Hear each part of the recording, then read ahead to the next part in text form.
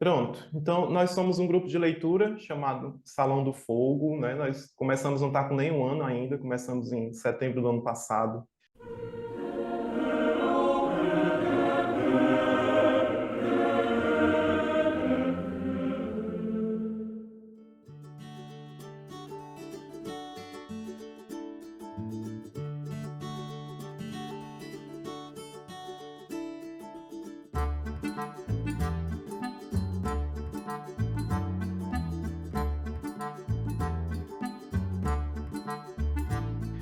E a proposta do grupo era oferecer às pessoas que quisessem contato com as obras do Tolkien, né? Não tinha assim nenhum pré-requisito para a pessoa participar do grupo, a não ser que ela quisesse ler e se aproximar, né? Se aprofundar mais na leitura do Tolkien. Então a gente tem pessoas no grupo que têm contato já, tem pessoas que chegaram, então tendo esse contato agora, né, que estão começando a ler os livros também agora. Então, nós já lemos O Hobbit, finalizamos agora no começo do ano, estamos lendo O Senhor dos Anéis, né, estamos aí na metade das Duas Torres, e mensalmente a gente tem esse encontro, na última terça-feira do mês, para a gente conversar, refletir. Por isso que o nome é Salão do Fogo, né, aquele salão lá de Valfenda, onde quem chega lá se Uhum. sente bem, né, ou para conversar, para ler, ou simplesmente para pensar, né? Então, mais uma vez, Sérgio, uma grande alegria ter você, viu? Muito obrigado por ter aceitado o nosso convite, poder conversar conosco essa noite. E aí eu queria passar a palavra a você, para você também se apresentar, né? E falar um pouco de você, do seu caminho aí com Tolkien, tá? Para quem também está tendo esse primeiro contato agora. Boa noite, pessoal. Aqui é Sérgio Ramos, dos canais Tolkien Talk e o Guardião Católico. A gente já faz um trabalho aí desde o início de 2016 na internet, né, no YouTube, falando sobre Tolkien. A gente fala da vida, da obra, da adaptações, músicas, tudo que tem a ver com o mundo de Tolkien, com a Terra-média e até além dela, né? A gente fala também de outras obras do Tolkien, obras que não tem a ver com a Terra-média. O Tolkien Talk começou em março de 2016, em fevereiro para março de 2016, né, comigo, com César Machado, e foi evoluindo, novas pessoas foram chegando na equipe, voluntários, né, cada um com as suas habilidades, e aí aqui eles podem, no canal, eles podem se expressar da forma como eles melhor entendem, cada um nas suas habilidades, e outros apresentadores foram se juntando a nós, né, hoje em dia somos, eu acho que é mais de quatro, inclusive, os principais, que tem eu, tem o César, tem a Inês, tem o Felipe, e aí tem os quadros específicos, né? De a Márcia tem as histórias não contadas, a Gabi tem o TT Luz, que fala sobre C.S. Lewis, a Paula do Gás tem o TT Kids, onde ela conta as histórias do Tolkien para crianças. Então, um canal amplo, é um grande portal para todas as idades, né? De 3 a 303. Então, todo mundo vai encontrar aqui alguma coisa que vai se identificar e vai gostar de acompanhar. E conforme eu fui me aprofundando em Tolkien, e paralelo a isso, fui me aprofundando na minha vida de cristão, eu senti a necessidade de falar dos dois ao mesmo tempo. Porque eu comecei a ver, né, que em alguns meios, especialmente mais lá para a Inglaterra, ali o pessoal da Tolkien Society, né, que eu faço parte, porém eu tenho algumas críticas a fazer a eles. Essa parte religiosa do Tolkien foi sendo deixada de lado, ao ponto de, no grupo lá do Facebook deles, ter uma regrinha lá que você não pode falar da religião. Então, como é que você vai separar Tolkien de religião, sendo que ele mesmo falou que a obra dele é fundamentalmente religiosa e católica? Então, fica complicado, né? E pensando nisso, né, e vendo algumas barbaridades que andavam falando sobre o Tolkien, sobre essa parte religiosa, e aí me veio aquela iluminação, se é que pode chamar assim, de criar um outro canal para falar especificamente sobre isso. E aí nasceu o Guardião Católico, ali no auge da pandemia, ali meados de 2020. É um canal menor, mais simples, sou eu sozinho e Deus, né, agindo ali. Não tem outras pessoas, mas é bem divertido de fazer. Ali eu sou mais livre, né, porque o Tolkien Talk, assim, desde o início, uma coisa que eu combinei com o César é que a gente não falaria de política, de religião e nem de causas sociais. porque eu acho que assim, que a gente deve se focar realmente na obra e no autor, porque a obra e o autor são elementos agregadores das pessoas. Então, todo mundo vai querer falar sobre os personagens, sobre a geografia da Terra-média, sobre a vida do Tolkien. E quando você começa a colocar esses temas, entre aspas, polêmicos, que cada cabeça é uma sentença, cada um pensa de um jeito, aí a coisa começa a haver um embate, né? E aí surgem fatores de divisão entre o fandom, né? Entre os leitores do Tolkien. Então, a gente combinou isso. Não vamos abordar esses três temas, não que a gente não ache importante, mas para o objetivo do canal seria um elemento desagregador. Então, a gente tenta o máximo possível deixar isso fora. Lógico que, eventualmente, você está falando da vida do Tolkien, eventualmente você vai falar que ele pensava X sobre a política, que ele pensava Y sobre a religião, mas é coisa muito por cima, a gente não aprofunda muito. E aí, para esse lado religioso, então aí eu criei lá o Guardião Católico, e aí onde eu falo o que eu quero, né? Faço apologia cristã, falo do catecismo da Igreja Católica, tento unir isso, a doutrina da Igreja, junto com a obra do Tolkien, apresento o pensamento do Tolkien sobre o que ele achava da Igreja, dos santos, e tudo isso aí.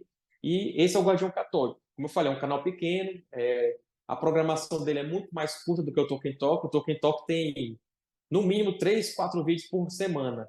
Lá o Guardião a gente fica com um videozinho por semana, são 4 ou 5 por mês, dependendo de quantas semanas tem o mês aí, né? Que às vezes tem mês com 5 quintas-feiras, que é toda quinta-feira, mas estamos lá com esse trabalho. Lá é bem livre, assim, às vezes eu só tangencio, inclusive, a parte religiosa, às vezes eu vou mais no aspecto mais técnico literário, aí falo só um pouquinho da parte religiosa, aí já tem outros vídeos que eu vou mais pesado na parte religiosa, mas sempre tem lá um momento de oração no início, no final dos vídeos, tem a parte da caridade, né? Nós como cristãos, né? A gente tem sempre que lembrar dos outros, né? De quem está precisando. Então, esse aí o Guardião Católico. Através dele já tive a oportunidade de participar de alguns eventos online, né? Eu fui convidado para algumas faculdades para dar palestras. O Padre Cássio, lá de Brasília, que tem um trabalho acadêmico junto com o Tolkien, religião muito bom, já me chamou para fazer participar de um simpósio online, inclusive 2020 ainda.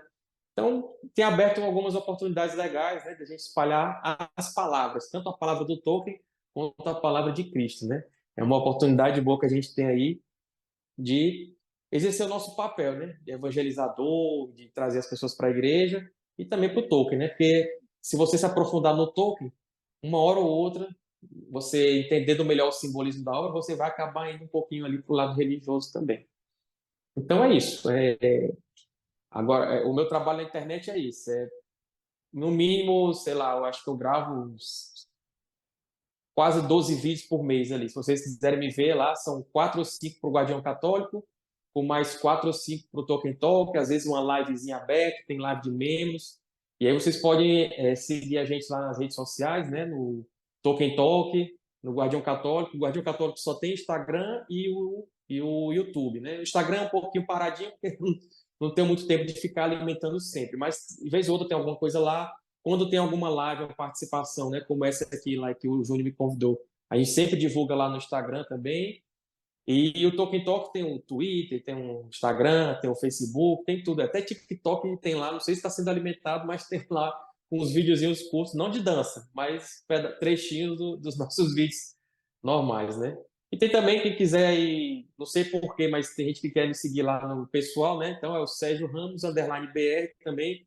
Eu escrevo algumas besteirinhas lá, às vezes eu faço algumas coisinhas no Tolkien Talk, nem no Guardião Católico, né? Uma coisa mais pessoal ali, às vezes eu jogo lá também, então quem quiser só vasculhar um pouco a minha vida, né? Que não tem muita coisa de interessante, mas de vez em quando a gente posta um filmezinho que a gente está assistindo, uma leitura, eu gosto de ficar sempre indicando esse tipo de coisa. É mais ou menos isso. Eu sempre tenho a impressão de que o Sérgio estava falando do TT e do Guardião, mas eu sempre tenho essa impressão de que o Guardião, quando a gente assiste lá os vídeos que o Sérgio posta, é como se ampliasse assim o conhecimento da gente sobre Tolkien mesmo, né? Porque você vê as influências na vida dele, inegavelmente a fé, né, teve um valor muito grande, né? Eu acho que são dois Uhum. trabalhos que se complementam, né? É claro que tem pessoas que optam mais pela via literária, né, e preferem ficar ali, né? Mas inegavelmente é você ver o iceberg todo quando você leva em consideração a fé do Tolkien, né? Porque a gente vai, Uhum, o porquê disso a gente vai aprofundar mais aqui, né, Sérgio? uhum. Vamos. Mas, para poder dar prosseguimento, né, vamos começar então falando propriamente do Senhor dos Anéis, né, que é a proposta dessa mesa redonda. E aí a gente pensa assim, eu fiz algumas perguntas, né, e eu vou lançar aqui para o Sérgio, ele vai responder, fazer as colocações dele, e depois no final, quem quiser pode também fazer suas perguntas, né, e o Sérgio também vai respondendo, tá bom? Então, para a gente começar, Sérgio, eu queria que você falasse um pouco para a gente qual é o contexto em que surge o livro O Senhor dos Anéis. Digamos assim, o que é que motivou o Tolkien, né? O que é que fez com que ele Uhum. escrevesse essa obra tão querida para nós? É engraçado porque as pessoas pensam assim, não, o Tolkien estava refletindo sobre a situação da humanidade naquele momento, então ele quis criar uma história de superação, de amizade, de valores, nada disso. Simplesmente ele tinha escrito o Hobbit, que é a história que vocês já leram, né? Uma história mais infantil, infanto-juvenil, e fez tanto sucesso que a editora entrou em contato com o Tolkien e disse, oh, nós queremos mais histórias de Hobbits. Foi o embrião do Senhor dos Anéis, por incrível que pareça. Então foi um motivo comercial. Lógico que não, Tolkien não esperava ficar rico com ele, mas o motivo comercial que eu digo, a editora que encomendou, entre aspas, o livro, né? Disse, olha, escreve mais alguma história porque aquela primeira fez sucesso. E aí, a partir de então, que o Tolkien sentou e começou a pensar numa outra história. Lógico que ele não ia escrever uma história que fosse apenas pelo interesse comercial, então ele ia escrever alguma coisa na qual ele acreditasse. E foi aí que nasceu e foi crescendo a obra, né? Se a gente prestar atenção lá no Hobbit, embora seja uma história mais simples, é toda permeada daquilo que vai vir muito em grau muito maior no Senhor dos Anéis. Toda a jornada do herói, os valores, a transformação da pessoa, o autossacrifício, tudo isso já tem no Hobbit. E aí lá no Senhor dos Anéis ele ampliou isso numa magnitude muito maior, né? Uma magnitude maior, num alto grau aí de complexidade. Então aí ele demorou muito para escrever O Senhor dos Anéis, foi uma obra custosa para ele. Ele demorou acho que 12 anos, se eu não me engano, para 12, 14 anos para terminar a obra. Ele ele disse, né, não no prólogo, no prefácio do Senhor dos Anéis, ele fala que a única padrão, a única referência que ele tinha seria uma história que ele mesmo gostaria de ler. Mais ou menos isso que ele fala. E se a gente for mais fundo nisso, ele fala nas cartas dele, tem um livro, né, As Cartas de J.R.R. Tolkien, para quem não sabe, ele fala que tudo que ele fez na vida, ele deve à fé na qual ele foi criado pela mãe dele, que morreu quando ele era ainda muito criança, né? Ou seja, a partir desse pensamento, a gente vê que tudo que o Tolkien produziu, tudo que ele escreveu, ele sempre tinha como fim último a fé, né? Estava sempre guiado pela fé na qual ele foi criado, né? A mãe dele era uma católica convertida, ele e levou os filhos, né? No caso ele, o Hilary Tolkien, levou para a igreja e se converteram também. E desde então, ali, desde os 8 anos, ele nunca mais abandonou a Igreja Católica. E, inclusive, quando ela faleceu, né, ela deixou a tutoria dos filhos para o padre, né, o padre Francis Morgan, e, ou seja, a educação dele todinha foi a educação católica. Estudou na escola lá do Oratório de Birmingham e tudo, foi acólito, né, coroinha, lá no oratório. Esse oratório foi fundado por São John Henry Newman, né, que é o famoso cardeal Newman, que é santo da Igreja Católica, então ele estava muito forte ainda na época do Tolkien, já tinha falecido há algumas décadas na época do Tolkien, mas ele estava muito forte ainda a presença, né, espiritual dele lá. O padre Francis Morgan, que era o tutor do Tolkien, foi discípulo do cardeal Newman. Então a gente vê como a religião fez parte da vida dele. Inclusive, curiosidade, quando ele conheceu Edith, que viria a ser sua esposa, ele só casou, né? Uma das condições foi que ela se convertesse, né? Então, ela teve que ser aceita na Igreja Católica antes deles se casarem, e assim foi, né? Os filhos dele também, ele fazia questão de levar os filhos à missa todo dia, confissão, até era um fator que a Edith brigava um pouco com ele, né? Porque achava muito rígido isso, mas ele fazia questão de levá-los para confissão, aquele negócio todo. Então, criação realmente católica, né, raiz, digamos assim. E tudo isso ele colocou na obra dele, do Senhor dos Anéis. Ele até fala na carta, ele diz o seguinte, que o Senhor dos Anéis é uma obra fundamentalmente religiosa e católica. E aí ele complementa, é, inconscientemente na escrita e conscientemente na revisão. Isso quer dizer o quê? Que sem ele perceber, ele estava colocando toda aquela bagagem católica dele dentro da obra. E aí, quando ele foi revisar, e foram várias revisões que ele fez, por isso que até que demorou mais para ser publicado, ele percebeu que estava indo nesse sentido cristão. E aí ele fez certas correções, certas coisas que ele revisou, ele fez questão de colocar o elemento cristão lá. Só que tem um porém. Ele diz que, justamente por isso, pela obra ser tão católica, ele evitou colocar elementos flagrantemente cristãos ou católicos na obra. Então, a gente não vai ter lá cultos, exceto algumas raras ocasiões, não vai ter sacerdotes, templos, tudo isso aparece de forma excepcional na obra. Mas é por quê? Porque ele mesmo diz na carta, nessa carta que eu citei agora, que o elemento religioso ele já está absorvido ali na mensagem que ele quer passar. E outra coisa, o Tolkien ele era contra alegorias, então ele não queria que você visse, por exemplo, um determinado personagem e cresse que aquele ali é exatamente como seria Cristo. Ou então um outro personagem, não, esse aqui é São Miguel, incontestavelmente. Diferentemente, por exemplo, do C.S. Lewis, né, que era um autor cristão também, só que era alegórico. Então, se você lê as Crônicas de Nárnia e não entende que o Aslan é Jesus, e aí você não entendeu nada da obra. Mas o Tolkien não gostava disso. Ele achava que a alegoria era uma forma de você escravizar o leitor. Ou seja, o leitor só teria aquela interpretação única que foi designada pelo autor. O Tolkien era contra isso.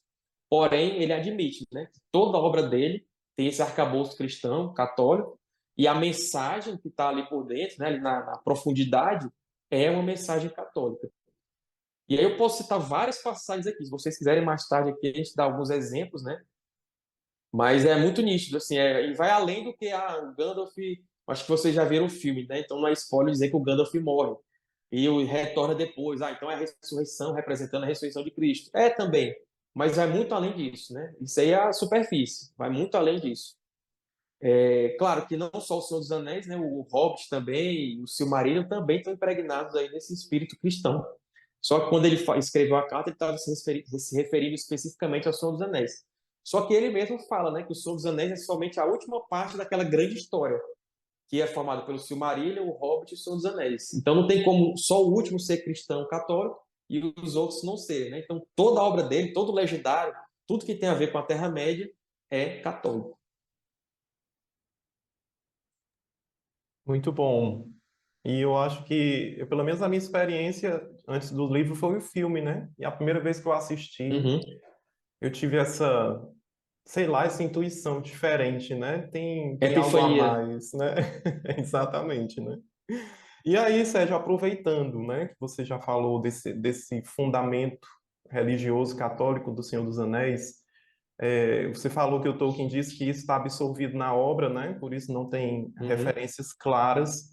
Mas quais seriam, então, assim, os elementos ou valores ligados à Então, religião católica que a gente pode encontrar no livro?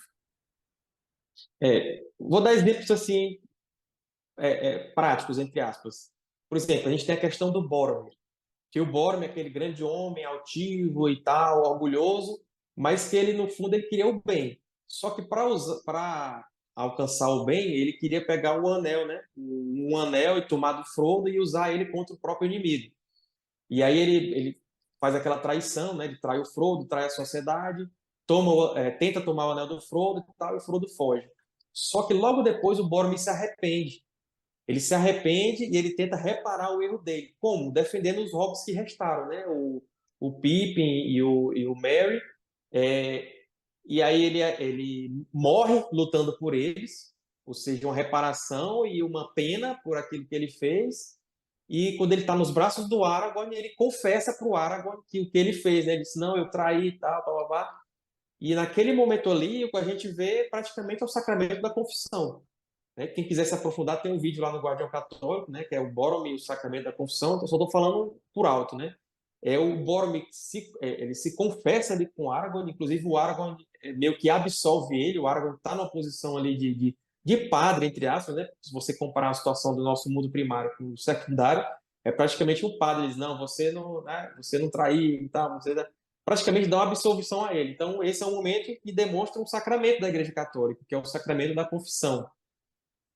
A gente pode falar também por exemplo, do significado do um anel. Não lembro se tem essa pergunta aí. Tem, João? Não, então eu vou falar depois. Por exemplo, a figura de Cristo, né, que eu falei há pouco. Você não tem uma pessoa, um personagem que diga, esse aqui é o Cristo todinho, né? Tudo que ele fez é igual ao Cristo. Não tem.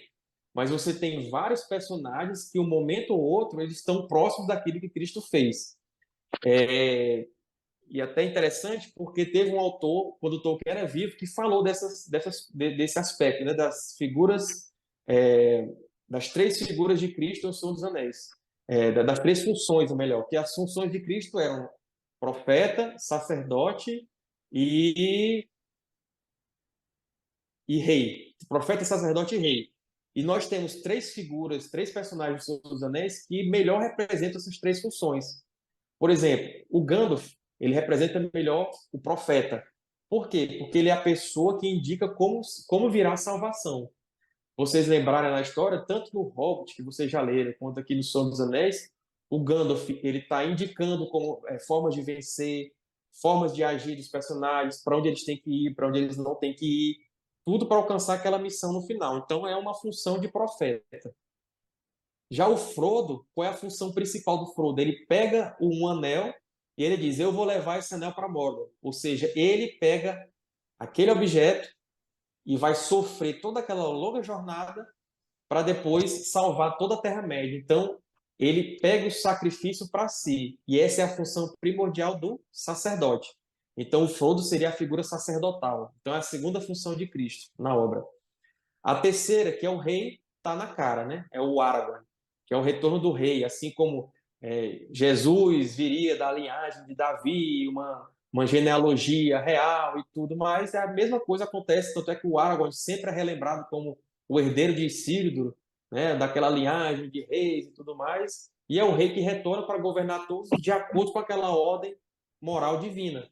O Aragorn para o Tolkien é o exemplo perfeito de governante, né? Totalmente diferente dos reis lá, dos tiranos, do próprio Sauron, do Saruman, a forma como eles governariam. Então, outro elemento, né? Então, a gente falou do sacramento, falou das três figuras de Cristo, que são esses três personagens.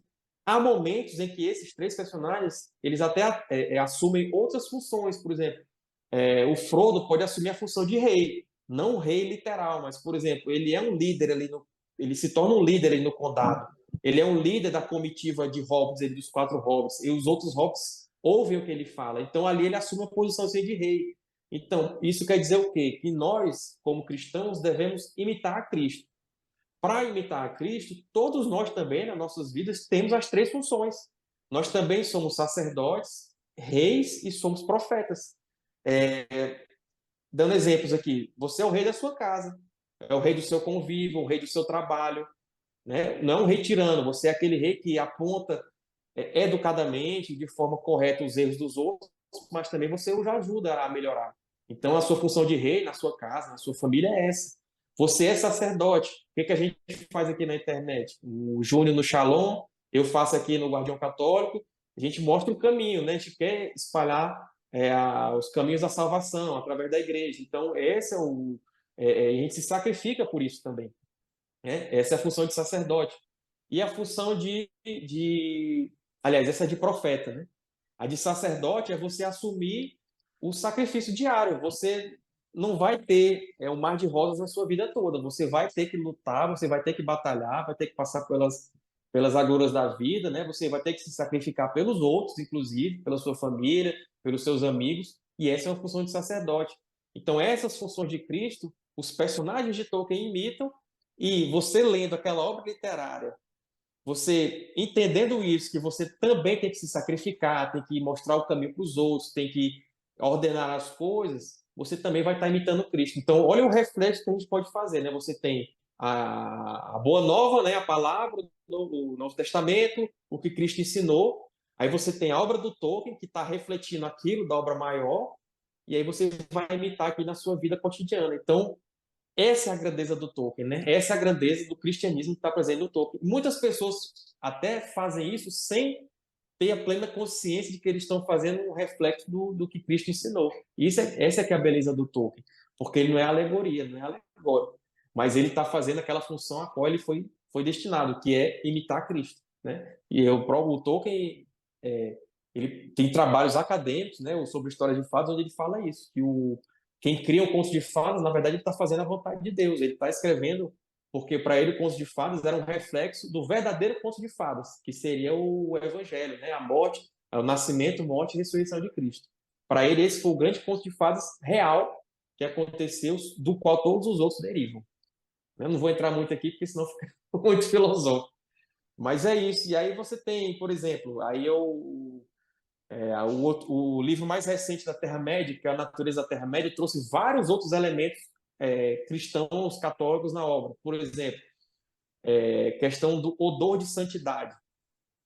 Na obra do Tolkien, existem alguns seres angelicais, né? O próprio Tolkien faz essa comparação, né? Não é dar uma comparação exata, mas são equivalentes ali, né? No nosso mundo primário tem os anjos, lá dentro tem os Ainur, que são os Valar e os Maiar, onde os Valar são os regentes do mundo, né? São a classe superior, e os Maiar estão embaixo ali, mas são servos dos Valar e ajudam eles a ordenar o mundo. Então eles têm um odor. Então os Vala, né, os Maia, melhor dizendo, do mal, né, os malignos, quando eles estavam sem corpo físico e eles passavam perto dos elfos lá em Vale, na Terra Abençoada, eles sentiam aquele fedor, né?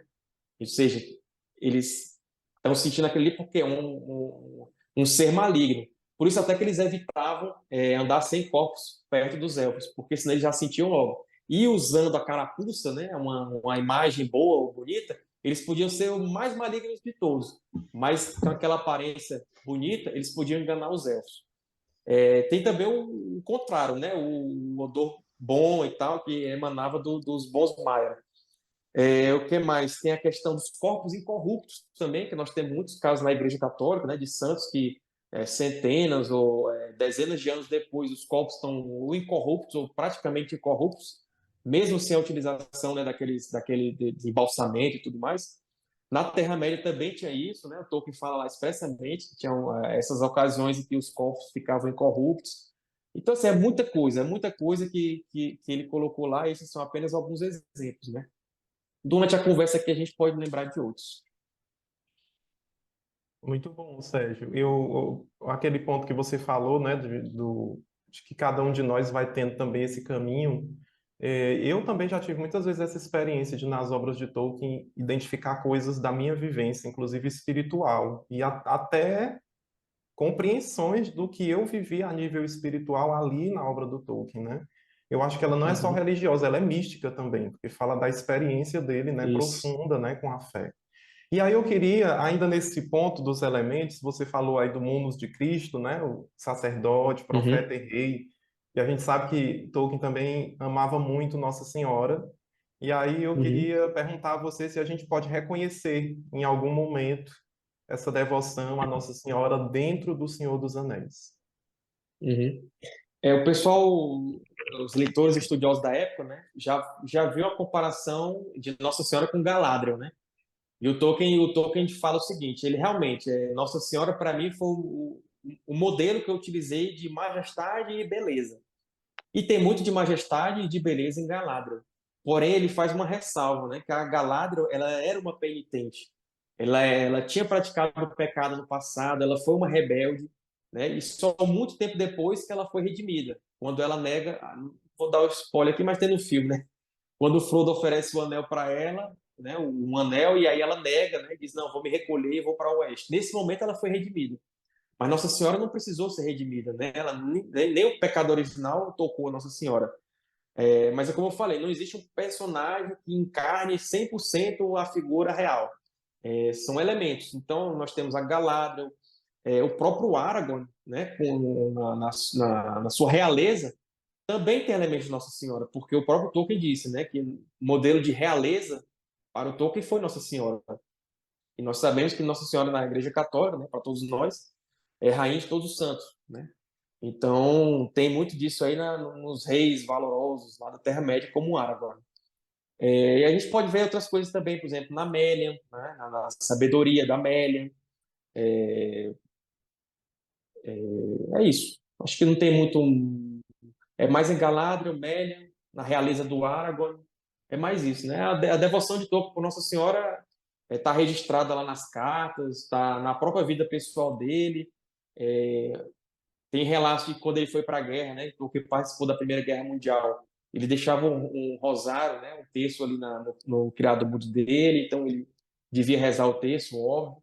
Então, a devoção, assim, para ele, eu acho que depois da comunhão, né? Depois da Eucaristia, acho que Nossa Senhora, né? A devoção à Nossa Senhora estava bem ali, nos primeiros lugares ali da devoção do Tolkien, né? Eu acho que tem é claro que a gente não pode dizer que é proposital, porque o Tolkien não gostava de alegorias, né? Mas a própria Arwen também era conhecida como estrela Uhum. vespertina. Isso é um título Isso, também mariano, né? de Nossa Senhora, Título isso muito caro, também. né? De Nossa Senhora na igreja. Então, Uhum. eu acho que ele fez isso, né? Ele foi diluindo, né? Esse amor, essa beleza Uhum. da Virgem Maria também nessas personagens, né? E é interessante, ele Sim. sempre apresenta numa realeza, né? Numa dimensão de realeza, essas mulheres, né? As mulheres élficas também, né? Uhum. Esse elemento de realeza é muito marcante, né? E é engraçado porque, assim como Nossa Senhora não recebeu nenhuma coroa, né, enquanto estava aqui, a Galadriel também não, mas ela é referenciada como uma rainha lá na Terra-média. O pessoal até confunde muito, né? Ela não chega a ter o título de rainha, mas ela era como se fosse uma rainha. Inclusive, na rima do Anel, né, são três para os três reis élficos, né, sobre o céu. E os três reis, mas a Galadriel não era rainha. Então, o próprio a rima do Anel coloca ela como rainha, né? Interessante. Interessante esse detalhe, nunca tinha me dado conta dele. É, Sérgio, vamos lá, né? Então, você já falou um bora. pouco aí dos elementos católicos, cristãos na obra. E aí eu queria te fazer uma pergunta que às vezes tem uma certa polêmica, né? A gente Hum. pode dizer, com relação aos personagens agora, né? A gente pode dizer que o Frodo é o herói principal da saga do Senhor dos Anéis?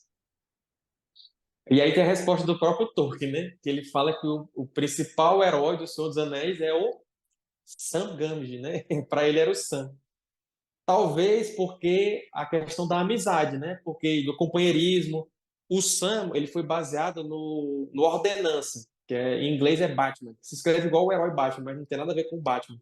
Ordenança seria aquele um praça, né? Um soldado raso que acompanha um oficial, é o faz tudo ali do oficial. Então, quando o oficial precisa, traz minhas armas, traz o livro, traz os mapas, não sei o quê, lá vai a ordenança, né? E cumpre ali as ordens imediatas do oficial. Então, o Sam foi baseado nesses ordenanças que o Tolkien conviveu lá na Primeira Guerra Mundial. O Tolkien era oficial, né? Ele era tenente, mas então ele tinha as ordenanças dele. E ele via como esse pessoal simples, sem muita instrução, sem muito conhecimento, estava lutando lado a lado com os oficiais ali na guerra, muitas vezes nem entendiam por que estavam lá, mas estavam lá cumprindo a função deles, que eles achavam que no final, né, que era o embate, né, do bem contra o mal, era a guerra para acabar com todas as guerras. Então eles não entendiam direito, mas eles sabiam que tinham uma missão a cumprir e cumpriu da melhor forma possível, né, da melhor forma que eles conseguiam. E isso, o Tolkien admirava demais essa atitude ali dos ordenanças. E aí, com base neles, que o Tolkien criou o Sam. E o Sam é essa figura companheira, né? O tempo todinho ali do Senhor dos Anéis, ele não larga o Frodo, ele vai, acompanha, ele não sabe nem quais os perigos que ele vai enfrentar na jornada, mas ele vai direto pro Frodo, até aquele momento que o Frodo pega o barquinho sozinho e o Sam se joga na água mesmo sem saber nadar, porque ele tem que cumprir aquela missão dele, né? Talvez por isso que o Tolkien falou que o Sam é o principal herói, né? O principal, não o único, mas o principal herói do Senhor dos Anéis. Embora, lembrando do Frodo, tem uma outra carta onde o Tolkien fala que o Frodo era a única pessoa da Terra-média que poderia chegar onde chegou ali com um anel. Ou seja, talvez um Aragorn, sei lá quem mais, um Elrond, não teria chegado onde o Frodo chegou. Então, se também não fosse o Frodo, a jornada não teria tido sucesso, né? Porque muita gente fica, quem foi mais importante? Foi o Frodo ou foi o Sam? Não tem que ter esse tipo de discussão, porque os dois foram importantes igualmente, né? Um é considerado o grande herói pelo Tolkien, até carrega o Frodo nas costas, lá no momento que o Frodo não consegue andar, mas também, se não fosse o Frodo, o Anel não teria chegado onde chegou, né? Para ser destruído no final. Então, os dois eu considero os dois de importância igual ali.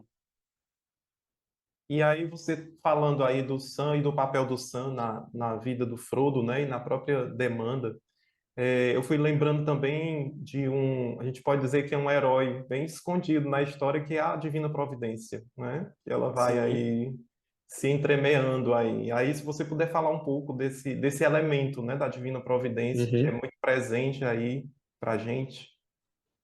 É importantíssimo, né? Divina Providência, a forma de Deus atuar aqui, né? Quando nós estamos na graça, na sua graça. Então, assim, você vê lá que todos os momentos em que os heróis ou os personagens vão contra o que é determinado, né, pelo bem, ou pela ordem divina, eles se dão mal. Mas quando eles atuam em alto sacrifício para ajudar os demais, aquele negócio todo, então, aí eles conseguem avançar na demanda. Isso acontece demais no Hobbit e acontece mais ainda no Senhor dos Anéis. Então, é até engraçado, toda vez que o narrador da obra, ou do Hobbit do Senhor dos Anéis, fala em sorte, na verdade, traduz sorte por a providência. Isso aí é consenso entre os estudiosos e tal. É realmente a providência divina atuando ali no caminhar, na jornada dos personagens. Inclusive, isso fica mais explícito ainda na conversa. Vocês estão em que capítulo do Senhor dos Anéis? Nós finalizamos o capítulo 11 lá das Duas Torres. Então já estão Tá lá na bem, frente. bem na frente. É, a questão da providência, ela fica mais evidente ainda naquela conversa do capítulo A Sombra do Passado, quando eles estão falando sobre Gollum, né? O Frodo e o Gandalf estão falando sobre o Gollum e o Frodo fala assim: é uma pena que Bilbo não o tenha matado quando teve a chance. E aí o Gandalf fala: pena? Foi a pena, né, que levou Bilbo a não matá-lo. E eu acredito que o Gollum ainda vai ter uma função a desempenhar nessa história. O que ele quer dizer ali? Que a pena do Bilbo, né, movida pela providência divina, né, vai ter uma função na história. E posso falar o spoiler, né? Acho que todo mundo já viu o filme, né? Então, o que vai acontecer no final? Quando o Frodo chega na beira do precipício lá do fogo para jogar o anel, ele desiste da missão. Então ele falha, né? A falha do Frodo. Então ele dá meia volta, coloca o anel no dedo e diz: não, esse anel é meu, não vou destruí-lo. E aí o que acontece? O miserável do Gollum pula em cima dele, abocanha o anel do dedo dele, puxa o anel com o dedo e cai no fogo. Olha só, então se o Bilbo tivesse matado o Gollum lá atrás, teria falhado a missão todinha, porque o Gollum ia estar no final, além do Gollum ter guiado eles por Mordor, né? Eles chegaram lá no Monte da Perdição. Ainda teve nesse final, quando o Frodo desiste de jogar o anel, o Gollum consegue tomar o anel e se joga no fogo, cai no fogo. Então, olha o que é a pena, né? A pena do Bilbo, em ordem com a providência divina ali, a providência atuando, fez com que ocasionasse o sucesso da missão. Então, essa é a providência divina. A gente pode falar também, por exemplo, da questão das águias. Quando eles estão em apuros, né? Quem salva eles são as águias. E as águias, na mitologia da Terra-média, são enviadas de Manwë, que é o rei maior de todos, que está sempre ali em conformidade com o pensamento de Eru Ilúvatar, que é o Deus, né? O Deus único lá da Terra-média. Então tem as águias. Então, sempre que tem esse momento de sorte, que é aparente sorte, é a providência divina que está ajudando ali os personagens, né? A providência é vista na nossa vida. Às vezes a gente pensa assim, não, me salvei de um acidente porque não sei o quê. Foi o anjo da guarda? Pode ter sido, né? Mas o anjo da guarda está de acordo com a providência divina. Então, assim, comecem eu até estava me policiando um dia desses para deixar de falar sorte, né? Não foi sorte que eu consegui isso, foi só. Não é sorte, é providência. Sorte é coisa de pagãos, né? Os pagãos que deixavam a vida deles nas mãos da sorte, né? Quem assistiu aí, ou quem leu lá as crônicas saxônicas, lá do The Last Kingdom, vê lá que tudo lá é sorte, né? O destino é inexorável, não sei o quê, né? É muito legal, eu gosto muito de assistir, de ler tudo, mas para quem acredita realmente em Deus, é a providência divina que está atuando.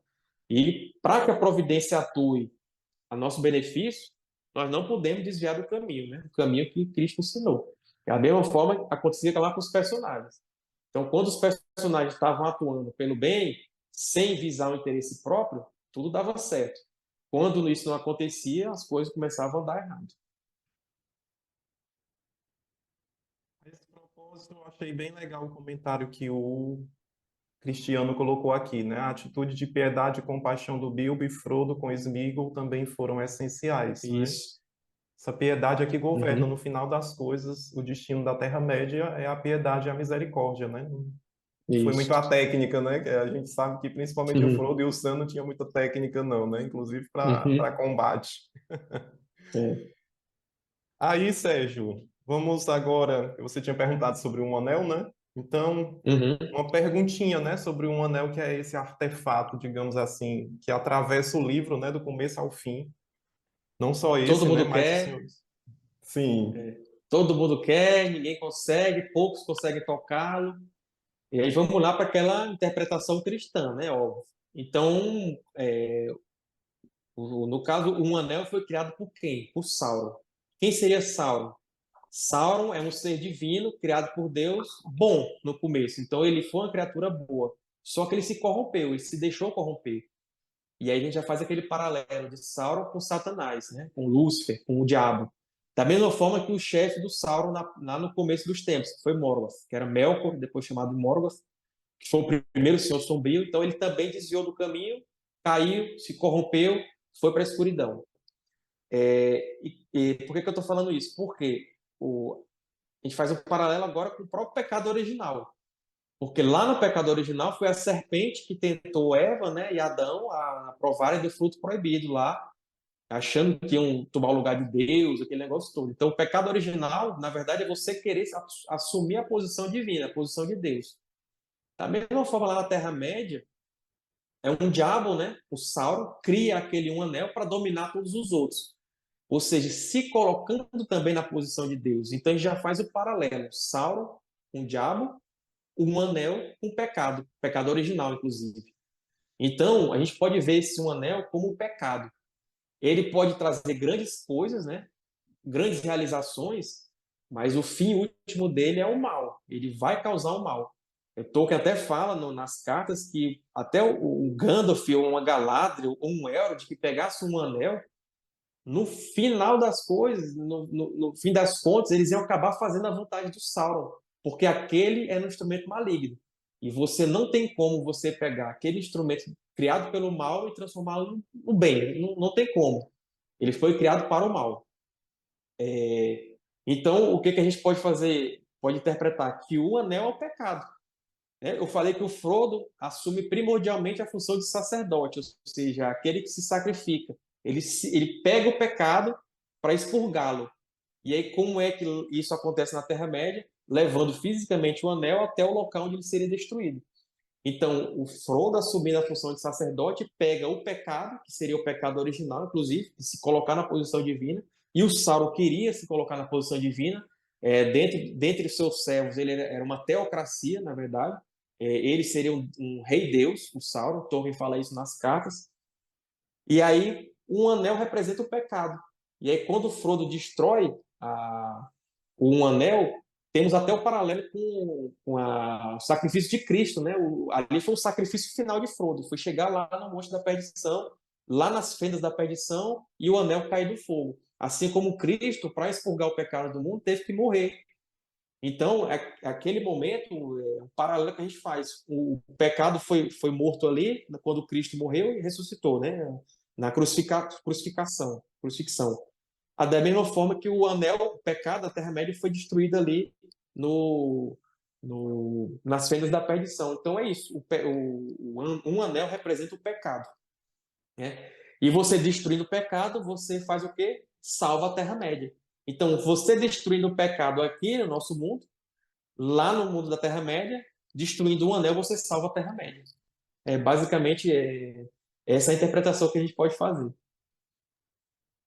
Tolkien aponta para isso discretamente com a data da destruição do anel na Terra-média, né? Isso, exatamente. 25 de março, né? A data de destruição que, para os cristãos, né? Eu não sei como é que está hoje em dia, mas por muito tempo foi considerada a data da crucificação de Cristo. A gente até conversava uma vez no grupo que hoje a ênfase maior nessa data litúrgica, né, é a festa da Encarnação, né? Uhum, Mas as igrejas orientais, principalmente, elas consideram ainda essa data também como a data em que Jesus foi crucificado e morreu, né? 25 de março. uhum, E a gente não tem uma Páscoa que é data fixa, né? Então muda muito, né? A é, data da Páscoa todo ano, a gente não tem uma data fixa no calendário, como algumas uhum, igrejas orientais têm, né? é. Muito bem, vamos lá. Gente, estamos acabando as perguntinhas programadas, tá? E depois vocês podem fazer as perguntas de vocês para o Sérgio. Vou dar espaço para vocês, viu? Sérgio, agora uma pergunta mais pessoal. Qual é o Uhum. seu personagem favorito aí da história do Senhor dos Eita. Anéis? Assim, dos mais conhecidos é o Gandalf. Eu adoro o Gandalf, né, por esse papel dele, de unificar, de viajar muito, de participar das batalhas ali, e de culturar ali a estratégia do bem. Mas assim, eu tenho alguns outros, eu acho que é difícil escolher só um, né? Eu gosto muito do Elrond também, vou falar assim os quatro, né? O Elrond eu gosto muito porque para mim ele representa a tradição. O Tolkien coloca ele assim como aquele cara que segue a tradição, que sabe dos ensinamentos antigos, né?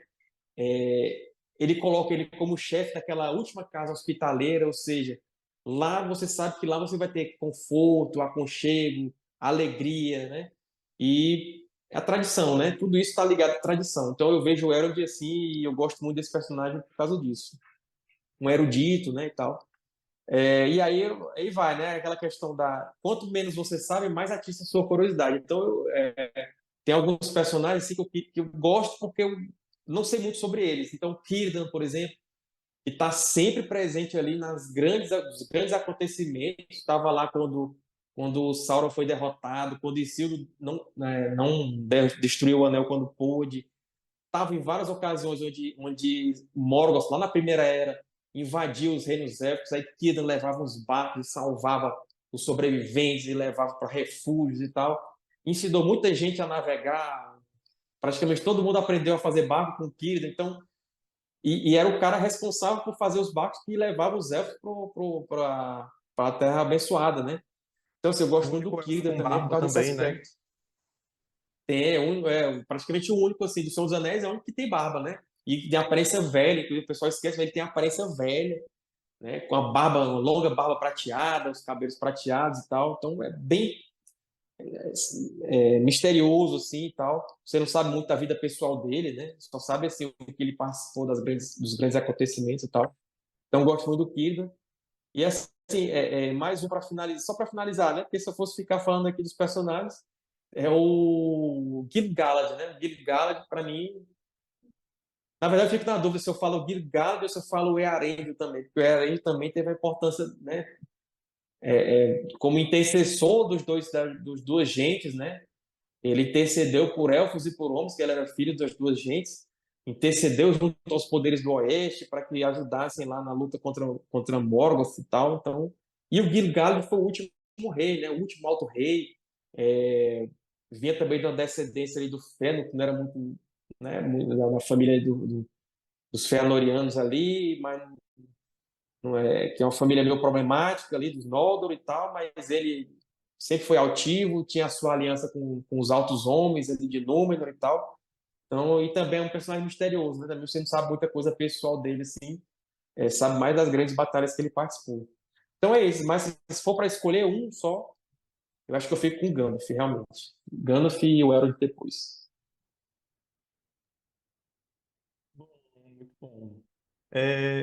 Desses personagens, eu também acho que o Gandalf, ele tem É esse papel imbatível. estrategista fantástico, né? Assim, parece que ele tem aquela visão É, do todo, né?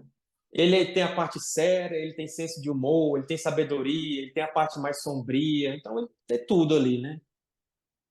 E ele era, segundo Gandalf, ou segundo Tolkien, ele era discípulo de Niena, Salvo engano, era Vala, mais de um Vala, mas um deles acho que era Yavanna e Niena, né? Eu acho.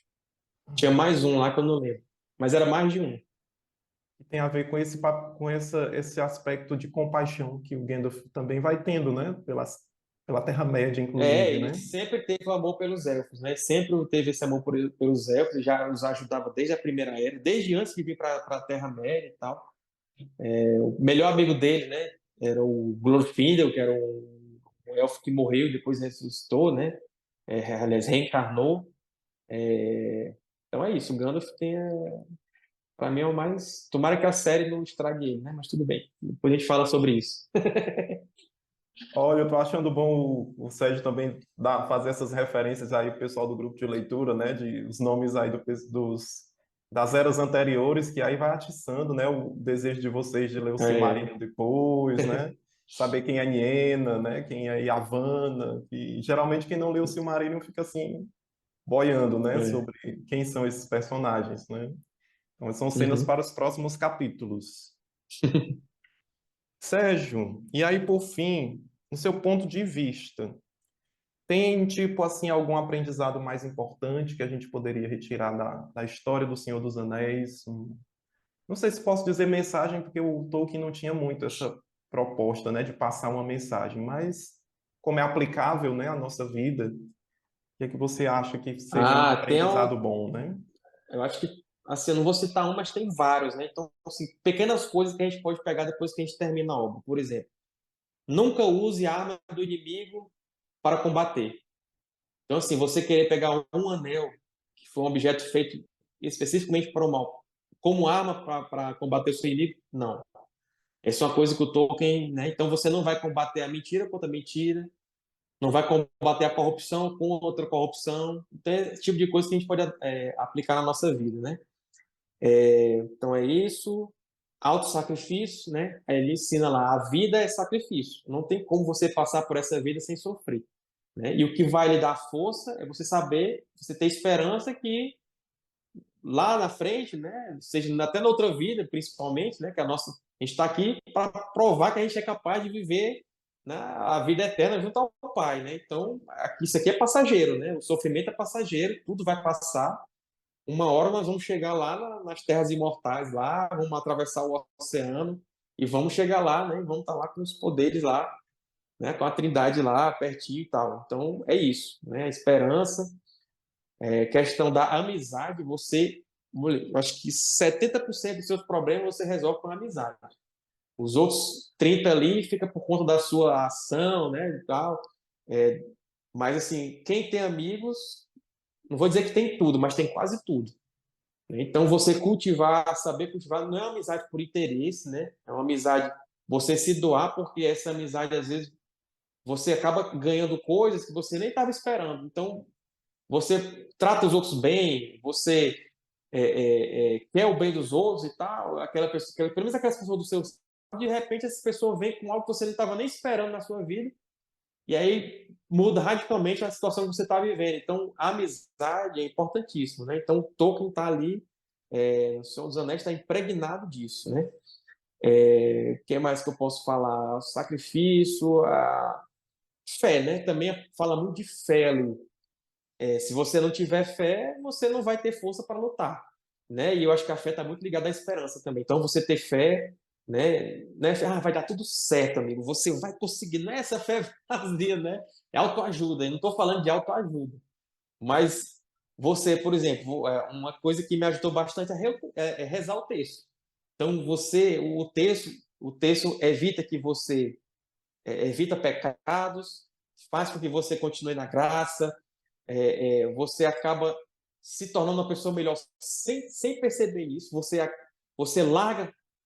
pecados veniais ou até pecados graves, você larga por causa do texto, mas você não se toca que isso vai acontecer. Mas por quê? Você tem fé naquilo que você está fazendo, você tem fé no rosário, tem fé em Nossa Senhora, né? Você sabe que isso vai te ajudar na vida. Muitas vezes a gente fica, eu vou rezar aqui, mas eu acho que não vai dar certo e tal. Mas vai. Pode ter certeza que vai. Quem não reza não se salva. Então tenham isso em mente, né? Os personagens de Seus Anéis até tem um momento lá que o Gandalf fala que pode ser uma esperança dos tolos, mas que eles sejam tolos para ter aquela esperança, eles têm que ser. Porque se não tiver, então não adianta você passar por tudo isso aqui, né? Então, entrega os pontos, tá? Não vive mais e tal. Então, tenham esperança, força de vontade, né? Tudo isso. Quando uma confissão pessoal aqui em 2009, eu estava estudando para concurso, né? E aí fiz um concurso que tinha TAF, né? Aquele teste físico. E aí eu nunca era muito bom de corrida, nunca fui muito bom de corrida. E aí quando ia treinar corrida no sol quente e tal, e tinha que fazer aquele mínimo, eu me lembrava era do Frodo e do Sam lá passando por moda, aquele fogo, aquele negócio todo e pá, pá, pá, aquele sofrimento de não sei, eles conseguiram, eu vou conseguir essa corrida, tá, tá, tá, tá. E consegui passar, entendeu? Então eu consegui o meu objetivo. Então usem como exemplo, usem aquele tem demais ali no Senhor dos Anéis, no Hobbit, esses momentos de superação, né? Então é isso, pessoal. Acho que são várias mensagens, que a gente tem vários encontros aqui para passar todas as mensagens que tem lá na obra. É uma verdadeira escola de virtudes, o Senhor dos Anéis, né? É. E eu lembro que acho que é o Tolkien, se eu tiver errado, me corrija, que ele fala em algum trecho de alguma carta que o Senhor dos Anéis também é sobre a glorificação dos humildes, né? Eu acho que é uma história Uhum. sobre Ah, isso é isso, um tema né? importantíssimo, né? Porque o Tolkien tinha muito isso de que são os pequenos que fazem girar as grandes rodas do mundo. E também tem muito a ver com os hobbits ali, com o Sam. Ele cita até a história de Beren e Lúthien também, porque era um mero mortal, né, como a donzela élfica, que consegue pegar uma joia da coroa do Senhor Sombrio. Então, pequenas pessoas fazendo grandes coisas, porque eles, enquanto os grandes estão lá discutindo, debatendo, mandando os outros fazer isso, aquilo e tal, aquela grande geopolítica, mas no fim das contas, quem está na ponta da lança, né, o soldado raso lá, ele que vai resolver a parada. Então, Tolkien tinha muito isso, né? Nós aqui, nós somos pequenos, né? Nós temos que nos identificarmos com os hobbits, né? Os hobbits é que somos nós ali na história. Nós somos os pequeninos aqui no meio do mundo, né? Quem está se identificando aí com o Aragorn, cuidado, viu? Cuidado aí com a soberba. Está se achando o Aragorn e tal, menos, menos. Né? O Aragorn é algo praticamente inatingível. Então, nós somos os hobbits. Então, assim, como hobbits, nós temos um mundão aí para enfrentar, né? Nós temos que enfrentar da melhor forma possível. E é o que os hobbits fazem lá na história. Vocês vão chegar num capítulo lá no final que vocês vão se surpreender, porque não está no filme, né? Então, no finalzinho lá, os hobbits vão ter que se superar muito mais. Então, é isso. As pequenas pessoas, né? É muito mais difícil para elas para enfrentar o mundo, né? Sem grandes riquezas, sem grandes coisas, sem grandes recursos, mas consegue, né? E consegue ter uma vida feliz, uma vida próspera, né? E uma vida de acordo com o ordenamento natural, né? Ordenamento divino. Então, é isso. Muito bom. Acho que a gente passaria assim a noite conversando sobre O Senhor dos Anéis, Ah, meu sobre amigo, com Tolkien, certeza. né? Aí, pessoal, é claro, né? Isso foi só uma introdução, assim. O Sérgio está fazendo assim um apanhado geral da obra, né? E vocês com certeza já perceberam que ela tem uma profundidade muito maior, né? Mas essas perguntas foi só para introduzir, e aí a gente queria abrir agora para vocês também, né? Como a proposta é uma mesa redonda, então vocês também podem fazer perguntas, né? Dúvidas que vocês tiveram durante a leitura, ou algo do filme que vocês viram e estranharam, porque não tem no livro. Então, tá livre, tá bom? Você liga aí o seu microfone, diz aí de onde você é também, né? Porque tem pessoas de outros locais aqui, e aí você pode fazer a sua pergunta, tá bom? E uma perguntinha para o nosso amigo Sérgio. Eu sabia que ele ia falar, né? Eu sempre preparo alguma coisa, né, Sérgio? Claro, mas tem que ser. Então, talvez pela minha experiência a forma como foi a minha experiência com os livros, algumas coisas que as pessoas observaram mais nas primeiras leituras, eu acabei observando muito nas últimas, porque a minha história com O Senhor Cortou um dos Anéis pouquinho o é, teu áudio, André. Cortou um pouquinho o áudio. a minha história com O Senhor dos Anéis ela é um pouquinho diferente, porque assim como Uhum, todos, ou todos não, como uma boa parte das pessoas hoje em dia iniciou de alguma forma por causa dos filmes. uhum, Eu acabei lendo algumas coisas antes dos filmes, mas por causa dos filmes, para tentar entender uhum, o que estava acontecendo. Como o Silmarillion, por exemplo, eu li antes, eu assisti as animações lá dos anos 70, do A uhum. Sociedade do Anel e As Duas Torres. Não tinha o Retorno do Rei, depois teve uma outra animação, mas É. enfim, assisti antes dos filmes também. Acabei lendo logo após o filme, assisti o filme, li o Hobbit e o Senhor dos Anéis de arquivos baixados da internet em inglês, Uhum, uhum. que foi um desafio muito maior naquela época do que seria hoje, porque já não é um inglês do cotidiano que a gente consiga ler. É. Mas além disso, me faltava um pouco mais de capacidade de ler de uma forma melhor. De lá para cá, eu venho relendo os livros à medida do possível. O Hobbit já estou lendo pela terceira vez, a última vez que eu li foi a Uhum, terceira vez, e agora eu estou retornando a ler O Senhor dos Anéis pela primeira vez em português. uhum, Então, talvez pelo fato de não ter tido a, a língua, né, como um amigo para te levar junto, certas minúcias me escapavam, eu pegava o apanhado geral da uhum, história, mais algumas minúcias. E uma coisa que começou a me saltar muito assim na leitura no Hobbit e no Senhor dos Anéis, e que esse assunto já havia passado por mim por causa das questões de como foi resumido algumas coisas dos filmes, é a questão do prolongamento, às vezes, de alguns trechos em que o Tolkien conta na história, que às vezes o ápice é no momento 8 de um texto e ele ainda continua para o 9 para o 10. E uhum. claro, quando tu é fã, toda informação que tu tiver a mais, né, É é ouro. super legal.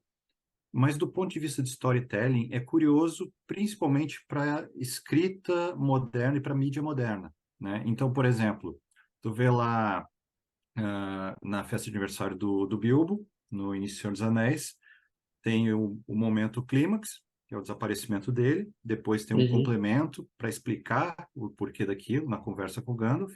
Agora, a conversa, de uma forma geral, um pouco mais extensa, por exemplo, que a versão do filme, do que a versão da BBC, da rádio, que eu também levei em consideração, do que a animação. Todos eles uhum, deram uma resumida e criaram um ponto bastante similar de ápice.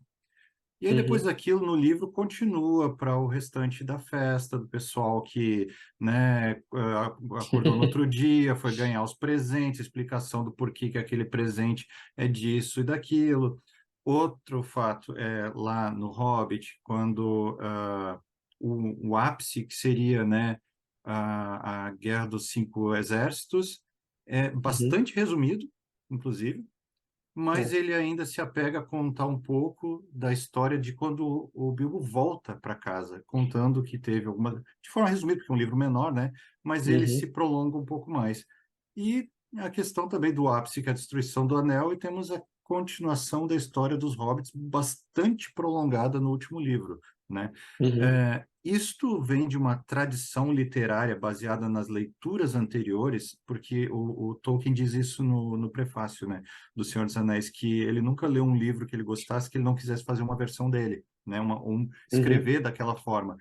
Isso vem da tradição literária, dos estudos, porque eu não li os poemas clássicos Vikings, enfim, que ele leu uhum, né, Beowulf, etc., para ter essa comparação da leitura que motivou ele, inclusive na questão do estudo e da escrita, mas existe alguma questão da tradição ou acha que é uma característica muito pessoal dele, de ele se apega àquilo e quer prolongar o momento de alguma forma? uhum. Não, eu também não conheço muitos clássicos, mas, por exemplo, o Beowulf eu li, né? A própria versão do Tolkien lá tem, mas não tem isso realmente. Eu acho que é uma coisa do Tolkien como contador de histórias mesmo. Principalmente no Hobbit e no comecinho dos Seus Anéis, porque ele tinha aquele... que os hobbits basicamente são baseados nos ingleses ali do final do século XIX, início do século XX, né? Que são um tanto cômicos. E eu acho que é uma forma do Tolkien de estender essa comicidade, talvez, desse clima mais alegre ali e tal. Tanto é que o Senhor dos Anéis ele começa bem mais ameno, mais alegre, mais cotidiano, e depois ele vai ficando mais sombrio, né? Ele vai ficando mais sério conforme os capítulos vão se passando. Eu acho que é mais isso, é uma forma do Tolkien botar o pé no chão, né? Vamos descansar aqui, vamos pensar no mundano aqui e tal. Eu acho que realmente não tinha isso nas obras antigas, não, nas grandes sagas nórdicas, não tão que eu saiba. Acho que é mais o estilo dele. E ele contava a história do jeito que ele queria ouvir, né? Ele fala, meio que uma combinação com o C.S. Lewis que ele tinha. Não, vamos escrever as histórias que nós gostaríamos de ler. Então, o padrão dele era esse, era o gosto pessoal dele, né? Então, acho que era uma coisa que ele gostaria de ver nas grandes histórias, talvez, né? O Martin reclamou uma vez que o Tolkien falava de reinos, mas não falava como era a tributação, como era que não sei quem, cobrar imposto não sei quem, né? Aí já é demais, né? Mas o Tolkien escrevia sobre o que ele gostava, né? Então, e outra coisa, o que era essencial para a história. Nada do que ele coloca ali é supérfluo. Isso aí é uma certeza. Então, se ele colocou ali, é porque alguma importância tem. Até uma questão que surgiu nos últimos anos, né? Uma questão de aparência dos personagens, por exemplo. Ah, tinha barba, não tinha barba, não sei o que. Aí eu vejo gente falando assim, isso é besteira, tanto faz. Não, sei o quê. Não tanto faz, porque tanto de tempo que o Tolkien dedicou para pensar nos personagens, para pensar nas histórias e tal, e decidir que um personagem tinha barba ou não, é porque tem uma razão de ser. E a gente sabe qual é, por exemplo, né? A questão dos Númenóreanos, dos descendentes dos Númenóreanos, é simplesmente porque isso denota traço élfico na linhagem deles. Então, era importante para o Tolkien que o Aragorn, por exemplo, não tivesse barba. Por quê? Porque vai demonstrar que ele vem de uma linhagem antiga, uma linhagem nobre, que era misturada com os elfos e tudo mais. E era tão forte isso no sangue dele que centenas de gerações depois ele tinha esse traço imberbe. Ele não tinha barba, por quê? Porque ele tinha sangue élfico nas veias dele. Então isso é importante para o Tolkien, não é uma besteira, uma característica física, não. Então é importante. Então a gente pode botar isso na cabeça. Tudo que o Tolkien escreveu é importante para a história de alguma forma. Nada ali tá só encher essa linguiçazinha aqui só para o pessoal ficar mais atento na leitura. Eu não vejo assim, né? Acho que tudo ali é importante. O pessoal desvaloriza o que é importante e supervaloriza o que não é importante, né? Como Pois se o é. Balrog tem asa ou não, né? Uma discussão É. sem fim. É. Muito bom. Aí eu acho que com relação à pergunta do André, o Thomas colocou aqui, né? Creio que essa volta para casa faz parte da jornada do herói, um fechamento de Uhum. tudo. É. E ele volta diferente de como ele saiu, né? O próprio Gandalf fala, eu acho que é pro Bilbo, que ele vai voltar um hobbit diferente do que ele saiu de casa. Porque esse é o intuito da jornada, né? Você não sai para voltar do mesmo jeito. O Bilbo tinha aquela vidinha lá, burguesa dele, comia bem, visitava os vizinhos, fazia as caminhadinhas dele ali e tal, dentro da Vila dos Ovos e tal, e de repente vê aquele monte de anão entrando de uma hora para outra e tem uma missão e blá, blá, blá, blá. E aí ele se revela aquele herói, aquele amigo, né? Porque ele nem queria sair com os anões, né? Os anãos, né? Na nova tradução. E de repente ele se vê em várias ocasiões onde ele tem que salvar os amigos dele, né?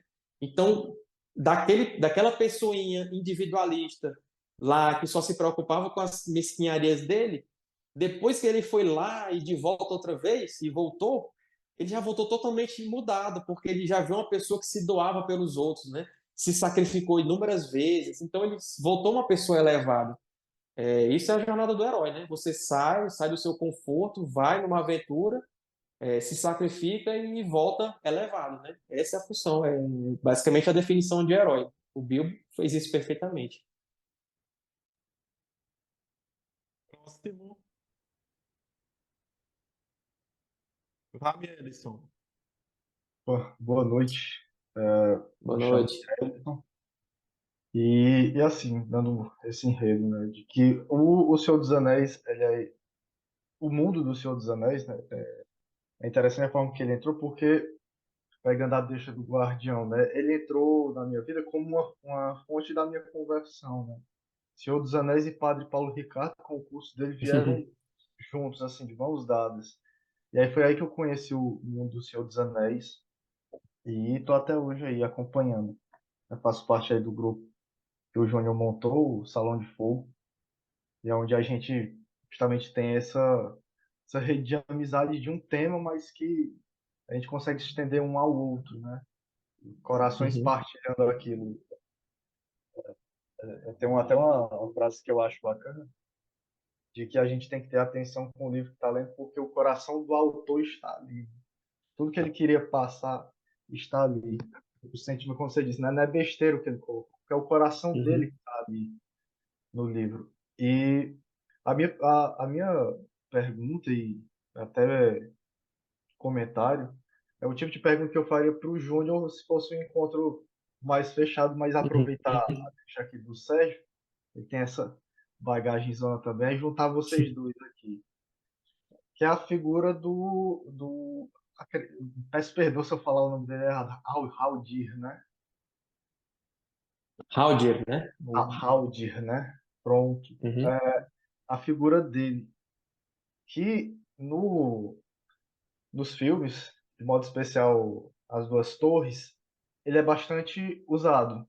Ele aparece bastante. E no livro, na parte das Duas Torres, sobretudo na Batalha do Abismo de Helm, ele não está lá, ele não aparece. uhum, E eu achei interessante essa mudança que foi feita no filme, porque até nessa mudança eu consegui enxergar algo que eu posso aplicar. Que, por exemplo, o fato de ele ter aparecido lá no filme seria uma espécie de presença da resposta do Elrond e da Galadriel de não ficarem de braços cruzados e ajudarem os homens de algum modo. E uhum, eu consigo enxergar, de certo modo, de que é como se a Galadriel, espelhando essa figura da Virgem Maria, tivesse dado ordem aos seus anjos e ajudado os homens naquela ocasião contra o mal.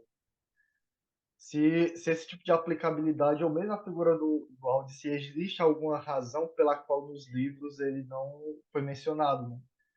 Nas Duas uhum. Torres. A minha dúvida seria nisso. No livro, o Haldir, se eu não me engano, ele é só o guardião das fronteiras de Lothlórien. Ele tem até Hum, o irmão dele, acho que é Rúmil, e tem um outro irmão também.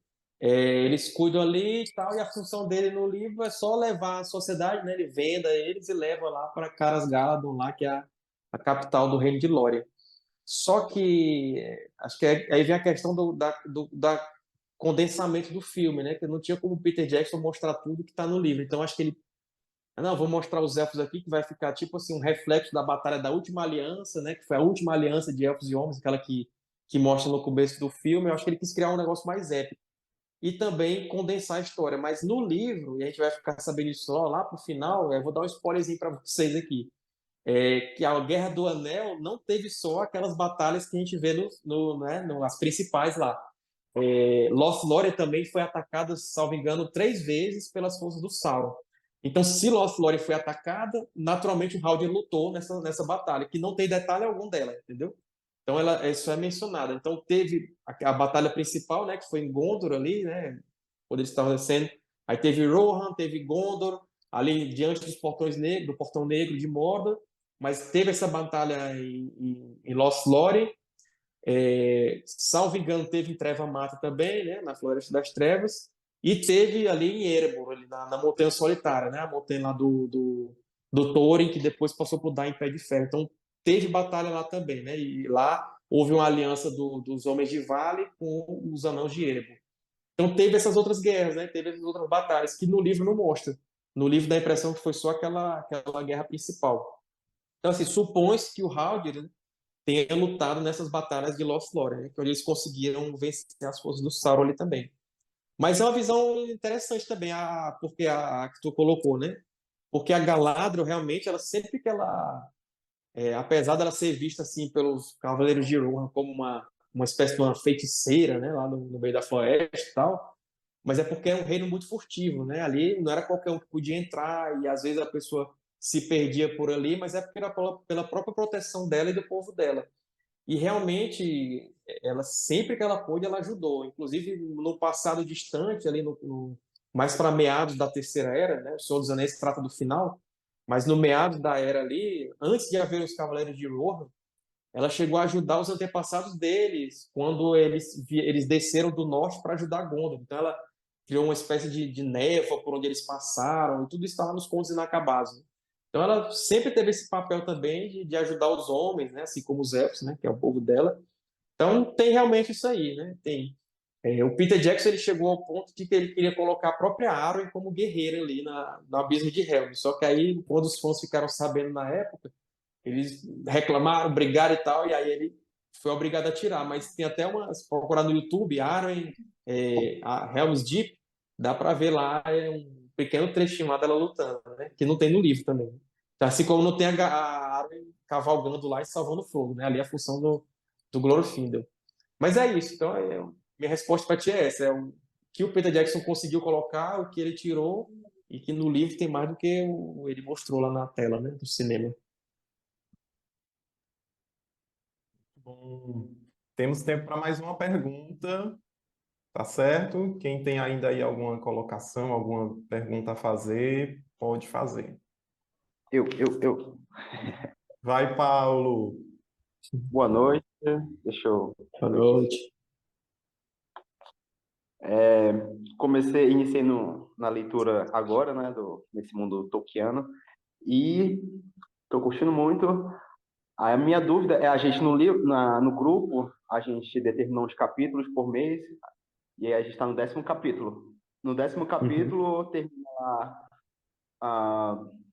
o Gandalf, né, encontra o Sauron, ou Saruman, conversa com ele e tudo, e aí eles vão embora, termina tudo, e tem as árvores, né, os entes, que se despede, e eu fiquei com dúvidas sobre ele dar tchau para os hobbits, e fala sobre se eles tiverem notícia de alguma ente esposa, para eles contarem. Eles eu fiquei na dúvida. Fiquei tão ali na torcida, eu gostei pra caramba deles. Aí eu queria também saber se eles conseguiram achar a ente esposa, e quem são os entes, assim, se fosse passar para cá, né, para o nosso mundo, quem eles representariam também. E uma terceira dúvida, se esquecer, eu falo de novo. Mas depois me ajuda que eu vou esquecer das perguntas. Aí uma terceira dúvida é sobre os hobbits, porque nenhum povo conhece ele, tipo, ninguém ouviu falar sobre eles, tem algum porquê de... Tipo, todo mundo sabe quem são os elfos, os anões, os homens, mas ninguém ouviu falar sobre os hobbits. Essas três aí, mais ou menos. Tá. A primeira é dos entes? Das entes esposas. Bem-vindo ao clube, né? Ninguém sabe o destino delas. Isso aí é um dos mistérios que o Tolkien deixou, né? Assim como as asas dos Balrogs, quem é Tom Bombadil e tal. Só que a gente pode especular, né? Numa carta, o Tolkien falou, estava até lendo essa carta por causa de outra coisa. Olha, a providência divina atuando aí. E aí, nessa mesma carta, ele fala das entes-esposas, né? Ele fala que realmente, provavelmente, que elas foram dizimadas, né? Nas guerras do Sauron com os elfos no passado, elas viviam nas Terras Castanhas, é como se fosse ali entre Gondor, tem as Montanhas Brancas em cima de Gondor, mais além para cima, tem para a esquerda, assim, imagina o mapa da Terra-média, para a esquerda tem Rohan, para a direita, para cima tem a Treva Mata, Floresta das Trevas. Aí, entre as Montanhas Brancas e Treva Mata, tem as Terras Castanhas. Diz que ali é onde elas viviam, e essa região que foi palco das guerras do Sauron, né, contra os elfos no passado, e Sauron tacou fogo ali, e aí elas foram destruídas juntas. Porém, aí o Tolkien abre uma pequena possibilidade, né, que elas tenham fugido para o leste. Ele diz isso, pode ser que elas tenham fugido para o leste, mas o provável mesmo é que elas tenham morrido. Então fica meio dúbio aí. Inclusive, ele cita até um aspecto que elas poderiam ter sido usadas apenas para a agricultura, porque elas que mexiam muito com pomares e plantações e tudo, então Pode até ser que o Sauron tenha usado elas aí para plantar coisa para eles lá, tipo, como se fosse escravidão mesmo, né? Mas o mais provável é que elas foram destruídas. Agora, alguns anos atrás, acho que uns 5, 6 anos atrás, surgiu um cara com um mapa da Terra-média que, segundo ele, tinha o pai desse cara. Aí ele tem uma história lá, né? Isso é a Tolkien Society que divulgou, se não me engano. E nesse mapa que ele tem uma marcação assim, tem uma terra chamada Dorwinion, que fica mais para o leste ali, para cima de Mordor. Assim, tem o rio rápido que corre da montanha solitária ali, da montanha do Bilbo, né? Da aventura do Bilbo. Tem um rio que desce. Lá no finalzinho dele, se tu for procurar no mapa da Terra-média, lá para baixo mesmo tem assim um montinho de árvores chamada Dorwinion, uma terra lá, chamada Dorwinion, a terra do vinho. E nesse mapa que o cara disse que o pai dele conheceu o Tolkien, tem uma caligrafia onde o Tolkien disse: aqui estavam as esposas. Então, assim, mas só que ninguém sabe a veracidade dessa história, né? Se o Tolkien realmente conheceu o pai do cara e disse: não, elas estão aqui perto de Dorwin. Então, fiquem abertos aí. Então, beleza, resolvidas as esposas. O segundo segunda dúvida, quem seria. Não, qual é? Também não lembro, não. Ele perguntou a aplicabilidade dos entes no nosso. Tá. Os entes, na verdade, eles vêm da paixão que o Tolkien tinha pelas árvores, né? Ele vingancinha contra o homem não, mas assim uma forma de mostrar que as árvores também têm vida e que não deveriam ser cortadas de qualquer forma, porque tem várias cartas do Tolkien onde ele fala assim que hoje em dia, o próprio Tolkien fala isso, né? Hoje em dia muitos animais têm defensores, então qualquer coisinha que você faça com um animal vai surgir um monte de gente dizendo: não faça isso com os animais, não é assim. Só que para o Tolkien, isso é tão importante você defender as árvores quanto esse pessoal que defende os animais. Então, o Tolkien tinha uma paixão assim incalculável pelas árvores, né? Ele achava que você cortar uma árvore era um dos maiores crimes que a pessoa podia fazer. Então, acho que vendo isso, ele resolveu criar os pastores das árvores, que era como os entes eram chamados. E aí ele quer mostrar isso na obra, né? A importância de você não cortar as árvores simplesmente por cortar, porque assim como lá na história, quando Saruman estava destruindo as árvores e estava diminuindo o Fangorn e tudo mais, os entes, por mais dormentes que eles pudessem parecer, teve uma hora que eles, né? Opa, peraí, vamos fazer um entebate aqui, vamos decidir o que a gente vai fazer, qual é o nosso papel nessa guerra. E aí, quando eles decidem atuar, meu amigo, é lá o que tu falou, né? A Isengard fica toda destruída, papapá, o Saruman é destronado dali e tudo mais. Então, eu acho que o Tolkien quer dizer o seguinte: não destrua as árvores, deixa as bichinhas lá, né? Deixa lá, elas são, né? Tanta coisa boa que elas trazem pra gente. E se a gente continuar destruindo do jeito que tá, olha só o que é que eles fizeram com o Saruman lá, o que é que elas fizeram com o Isengard. Não deixa o nosso planetinha aqui, não vamos destruir por destruir, né? Então, assim, não é essa ecologia que a gente tem hoje, mas é uma forma que o Tolkien encontrou de dizer: olha, proteja a natureza, né? Sem essas paixões militantes e tudo mais, né? Mas proteja a natureza, não vamos cortar por cortar, vamos valorizar o que a gente tem. É uma coisa que o Tolkien sempre teve, ele disse que os anos mais felizes da vida dele foi quando ele viveu na parte rural de Birmingham, lá na Inglaterra, quando ele era criança, porque era uma zona rural, vivia solto ali no mato, nas florestas e tudo. E uma coisa que marcou muito ele, que Birmingham, na época, foi uma das regiões mais desenvolvidas ali da industrialização da Inglaterra. Então, ele ficou altamente chateado com isso, quando começaram a cortar estradas, né? Cortar florestas para fazer estradas, questão do motor a vapor, trens passando, poluição, prédios de tijolos, tudo isso deixou ele perturbado lá com o que estava acontecendo. Então, é uma forma do Tolkien ambientalista, né, digamos assim. Então, foi a forma como ele encontrou de mostrar isso na obra dele. Foi colocando os entes, né, os pastores das árvores. Que eu entendo assim, que se você fizer parecido com o que eles fizeram lá, a natureza vai dar um jeito assim de se vingar de nós, né? Então, é mais ou menos isso aí. E a terceira pergunta, qual foi mesmo? Que ninguém sabe quem são os hobbits. Tá. Não, aí tem uma explicação da história dentro da história, né? Porque o Tolkien, ele se coloca como tradutor daquela história. Então, de alguma forma, existe um negócio chamado Livro Vermelho do Marco Ocidental, que seria o compêndio que tem a história dos elfos, a história da Guerra do Anel e tudo mais. Que foi um livro que foi sendo traduzido, passado, acrescentado e tal, até chegou na mão do Tolkien e ele, como tradutor, traduziu esse livro. É uma brincadeirinha que ele faz. E esse livro, essa história do Livro Vermelho é uma história elfocêntrica. Ou seja, ela é a partir da visão dos elfos, né?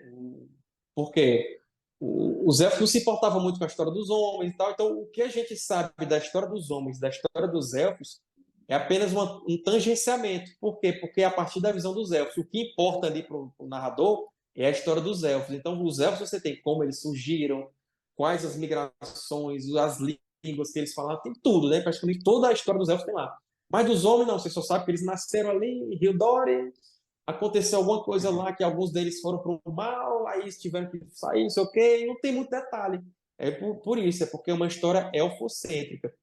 Agora, dos hobbits, você até tem, né, muitos detalhes ali no prólogo, fala de onde, assim, não fala a origem dos hobbits, mas fala o registro mais antigo deles, que foi ali na Terceira Era, quando eles viviam ali do lado direito, ali no lado leste das Montanhas Nevoentas, aí migraram para Eriador, aí fundaram o condado e tal, não sei o quê. Então, isso tem. Mas por que que tem? Porque o Livro Vermelho ele é um compêndio das traduções que o Bilbo começou a fazer das histórias élficas quando ele viveu em Valfenda. Então, assim, você tem uma história que é elfocêntrica, mas ela foi traduzida ali por um hobbit. Então, o que ele pôde colocar da história dos hobbits, do que ele sabia, ele colocou lá. Entendeu? Então, você tem essas pinceladas, mas não tem tudo. Até porque os próprios hobbits tinham momentos mais antigos que eles mesmos não registravam a história deles. Então, não tinha nem como eles saberem de onde eles vieram, né? Então, o máximo que eles tinham era desse período dos dias errantes, ali, que até mostra na série, né? Quando eles estão só viajando ali, meio nômades e tal, e não tem muito mais além disso. Então, é por isso que a gente não vê muito, sim, dos hobbits, porque o registro deles também foi muito escasso. Eles mesmos não registravam muito. Só foi a partir das grandes viagens deles para o leste, para o oeste, onde então eles começaram a fazer os registros deles. Então, inclusive, tem até o registro do condado, que foi quando eles começaram realmente a contar a história deles e tal. O ano 1 foi quando eles viajaram, eles atravessaram a ponte, que seria virasse a ponte do Brandenburg, e aí fundaram o condado, e aí ficou o ano 1 do registro do condado. E a partir de então nós sabemos a história deles todas. Mas antes disso, realmente, eles não guardavam o registro. Basicamente é isso. Ótimo. Então, pessoal, estamos aí já no final da nossa mesa redonda. Acho que foi, como eu falei anteriormente, né? É muita riqueza, é muita coisa que se a gente fosse aprofundar mesmo, né? Só sobre o Tom Bombadil, o que foi falado aí, o Sérgio podia fazer outra mesa redonda aqui só sobre ele, porque o cara é um enigma do começo ao fim, né? De Então, propósito, né? O Tolkien falou que foi de propósito. sim. Então, eu queria agradecer o pessoal que participou conosco, né? O pessoal do grupo de leitura é sempre assim, né? O Paulo tem umas perguntas muito interessantes, né? Que a gente sempre reflete muito, né? Com as perguntas dele. E o pessoal também, os convidados do Sérgio, né? Que receberam o convite pelo Tolkien Talk, pelo Guardião, né? Muito obrigado a presença. Mais um agradecimento especial para ti, Sérgio, pela tua presença, disponibilidade, né? E você compartilhar o seu conhecimento aqui conosco, né? Muito obrigado, viu? Eu agradeço de coração e, se Deus quiser, teremos outras oportunidades por aí, né? De outros Vamos, se encontros. Deus quiser, tamo aí. Quando precisar, a gente arruma um buraquinho na agenda, tamo aí para participar. Obrigado a todos que ouviram essa noite, a quem vai ouvir ainda, né? Que eu até pedi a permissão aí do. Permissão não, perguntei se ele ia gravar mesmo, disse que vai, eu já disse que ia colocar no canal, né? Então, É uma se Deus quiser, honra. vai dar certo. Depois vai me mandar aí, né, Júlio, o vídeo. Eu vou colocar lá no Guardião Católico. Eu gosto de colocar essas participações, né? Porque às vezes não é todo mundo que pode participar ao vivo, quando a gente está gravando e tal. Então fica lá o eterno registro lá no canal, né? Então eu gosto muito de jogar para lá. Então vai estar lá no Guardião Católico, né? Foi muito bom essa noite. É uma das coisas que eu mais gosto de fazer, né? Por isso que eu sempre termino meus vídeos falando. É sempre um prazer falar de Tolkien com vocês, porque realmente é um prazer para mim, né? E participar desse grupo aqui tão ativo, né? O pessoal realmente mostra que gosta, que lê, que está gostando, né? e já estão bem avançados aí na leitura do Senhor dos Anéis, então tem muita coisa ainda para a gente debater. Vocês vão debater entre vocês, depois me chama aí para se eu puder jogar alguma ajudinha aí para vocês, né? Está aí. Então agradeço aí, pessoal. Júnior, o pessoal, tô vendo o comentário aqui do pessoal. Já vamos fechar, tu fala aí como é que, se todo mundo, quem quiser participar do teu grupo, ou se não, se ninguém mais pode participar, se está fechado, né? Então fala aí, né? Vende teu peixe. Então pronto. Então fala aí, eu vou deixar a tua cidade despedida final, eu vou só falar aqui, então, pessoal, muito obrigado pela oportunidade.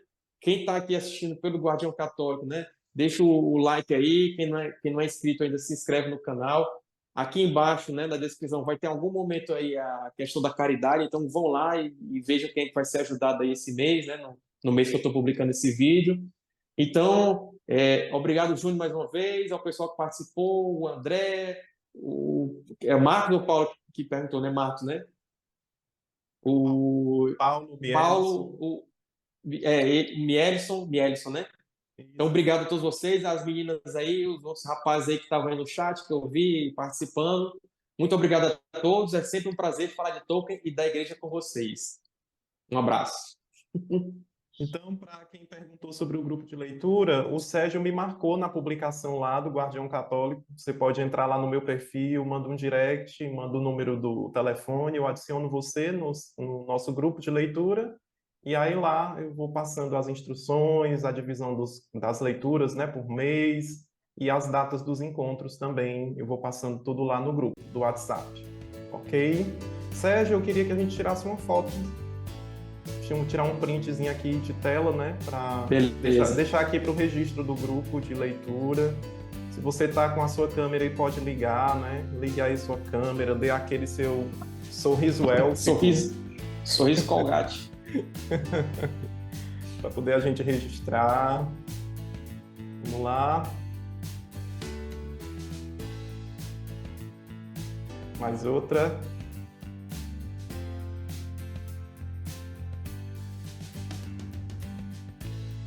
Ótimo. Muito bom, pessoal. Obrigado pela presença de todos. Que Deus os abençoe. Sigam lá o Tolkien Talk, o Guardião Católico, se você ainda não segue. Vamos dar essa forcinha também para os canais. Muito obrigado, viu, pessoal do grupo de leitura. Próximo mês a gente se encontra. Um abraço. Valeu.